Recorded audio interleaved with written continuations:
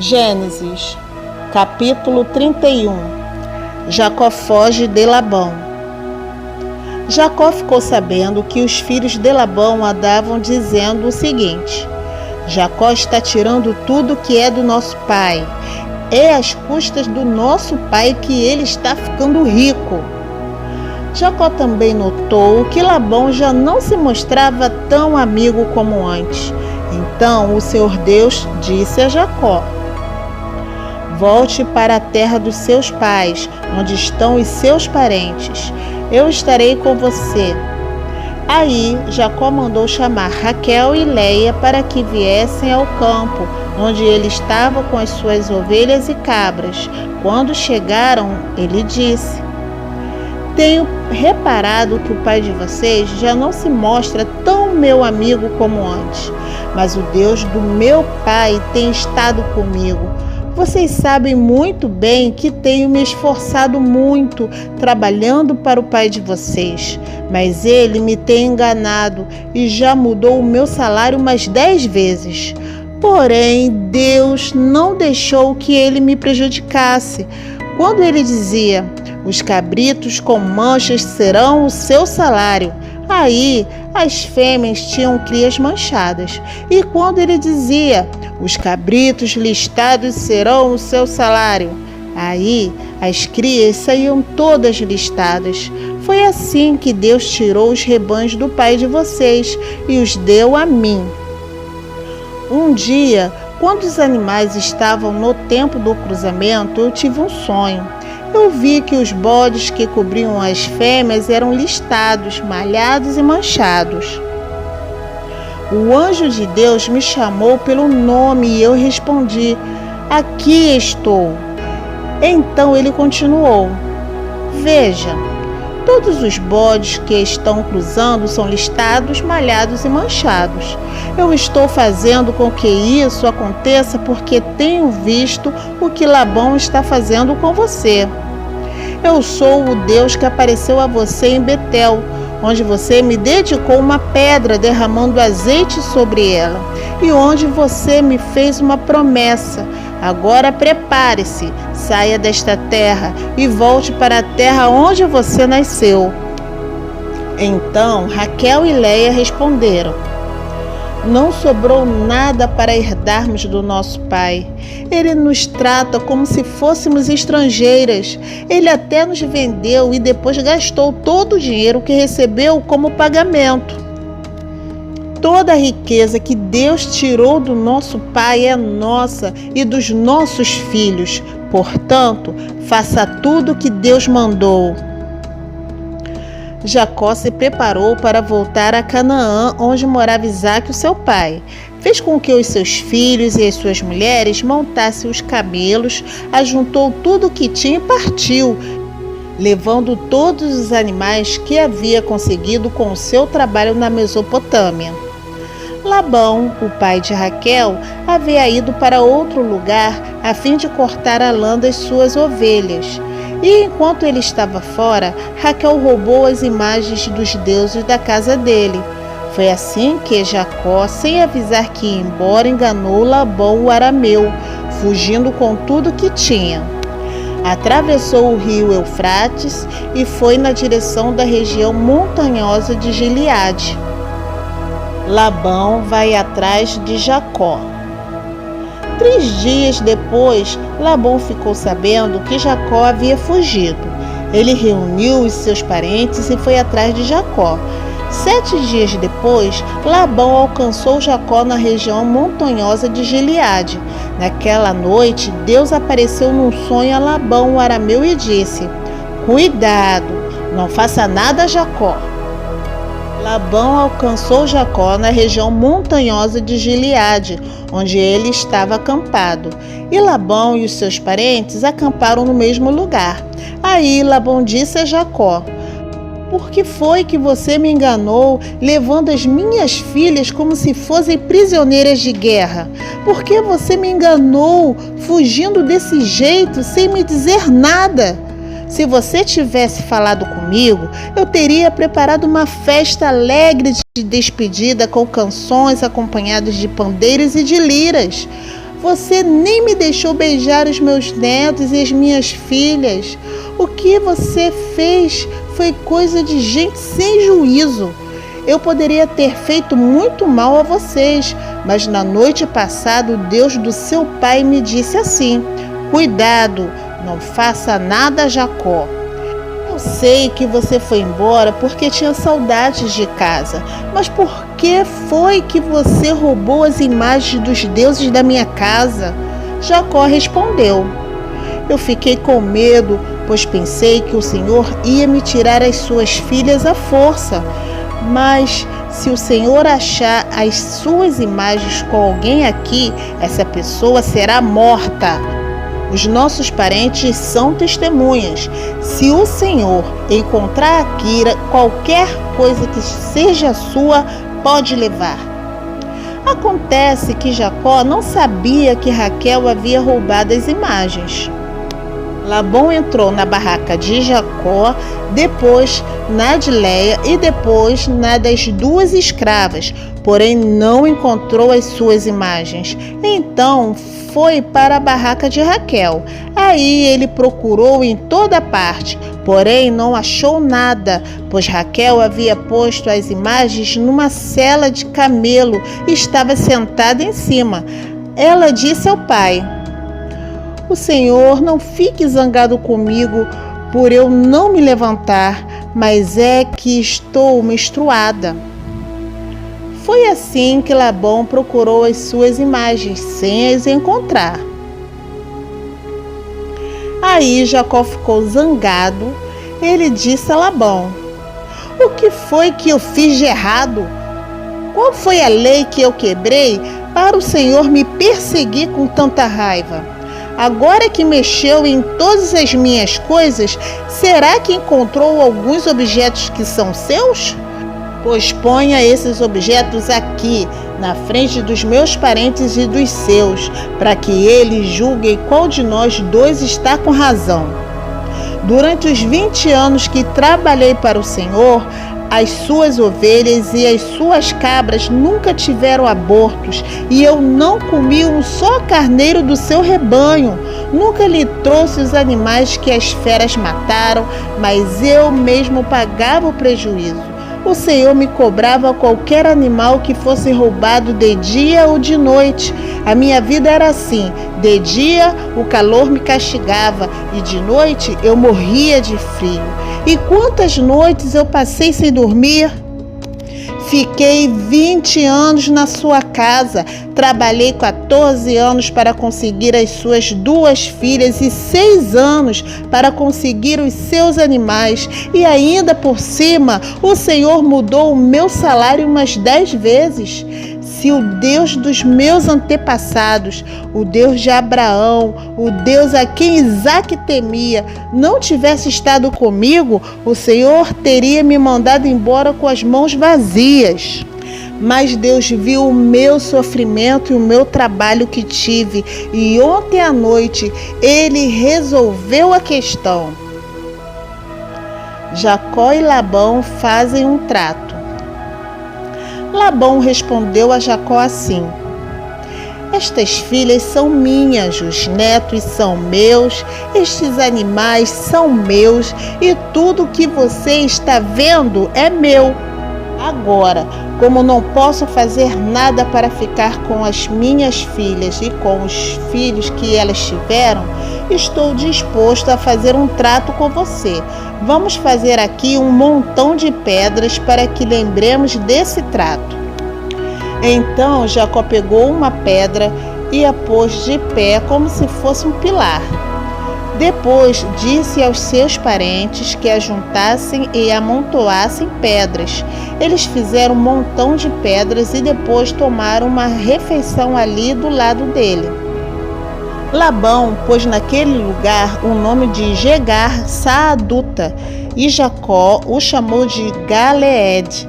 Depois Labão disse: este montão de pedras servirá para que nós dois lembremos desse trato. Foi por isso que aquele lugar recebeu o nome de Galeed. E também teve o nome de Mispa, porque Labão disse: que o Senhor Deus fique nos vigiando quando estivermos separados um do outro. Se você maltratar as minhas filhas, ou se você casar com outras mulheres, mesmo que eu não saiba o que está acontecendo, lembre que Deus está nos vigiando. Aqui estão as pedras e o pilar que coloquei entre nós dois. O montão de pedras e o pilar são para lembrarmos desse trato. Eu nunca passarei para lá deste pilar para atacá-lo, e você não passará para cá deste montão de pedras e deste pilar para me atacar. O Deus de Abraão e o Deus de Naor seja juiz entre nós. Então Jacó fez um juramento em nome do Deus a quem Isaque, o seu pai, temia. Ele ofereceu um animal em sacrifício ali na montanha e convidou os seus parentes para uma refeição. Naquela noite eles comeram e dormiram ali na montanha. Na manhã seguinte, Labão se levantou bem cedo e beijou as suas filhas e os seus netos e os abençoou. E depois foi embora, voltando para a sua terra. Gênesis, capítulo 32. Jacó faz planos para o encontro com Esaú. Jacó estava continuando a sua viagem quando alguns anjos de Deus foram encontrar-se com ele. Quando Jacó os viu, disse: "Este é o acampamento de Deus."